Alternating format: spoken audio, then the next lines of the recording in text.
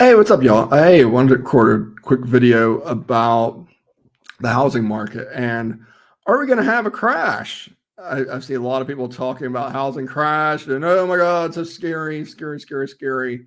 But 90+% of the time, when I talk about this stuff, they are telling anecdotes and don't give any actual facts. And so, how about let's actually talk about the facts instead of just stories and conjecture and whatnot.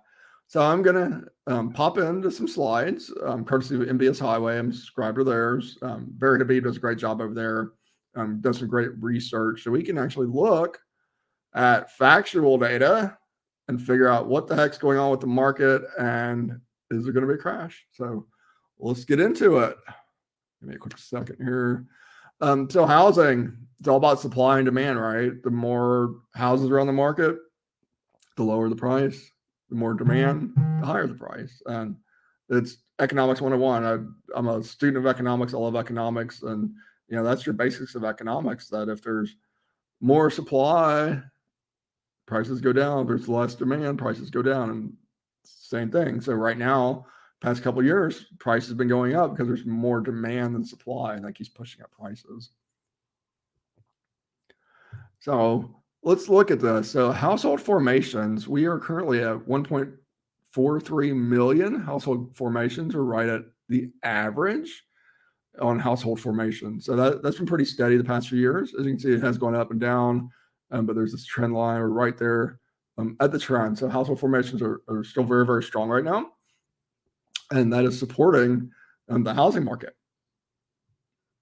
Next, we have housing supply. So there are 1.7 million housing starts, but these economists, they forget to factor in that 100,000 houses get destroyed every year, either from wear and tear, from tornadoes, from whatever.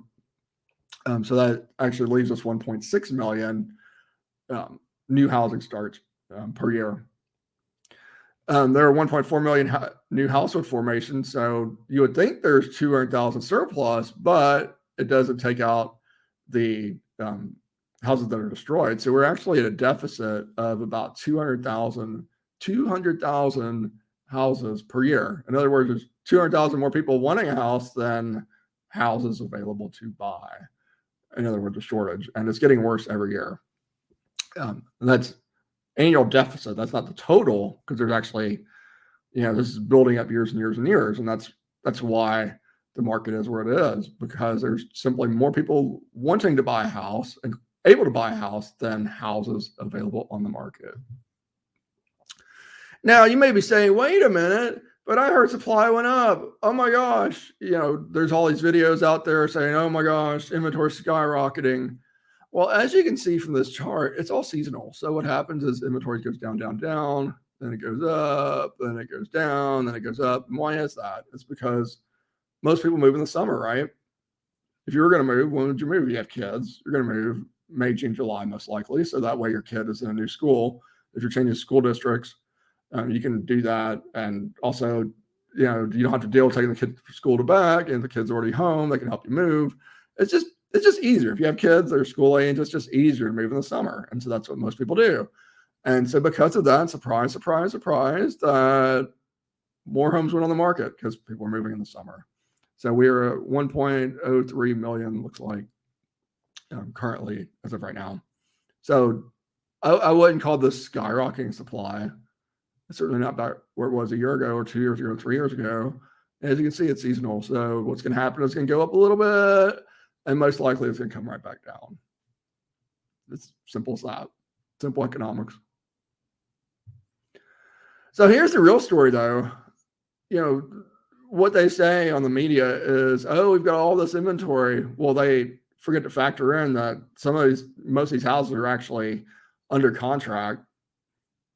A little over half, about 600,000, were actually under contract, and they still count that as inventory because it was not actually sold, because it hasn't closed. But as you know, and as I know, if it's under contract, you can't buy it because somebody else is about to buy it. So the actual inventory is about 400,000.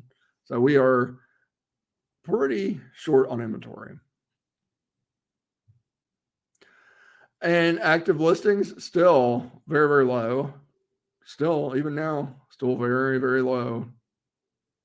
As you can see, June 2016, 1.55 million, or 75% of the market was active listings. Now it's 40% of that is active listings.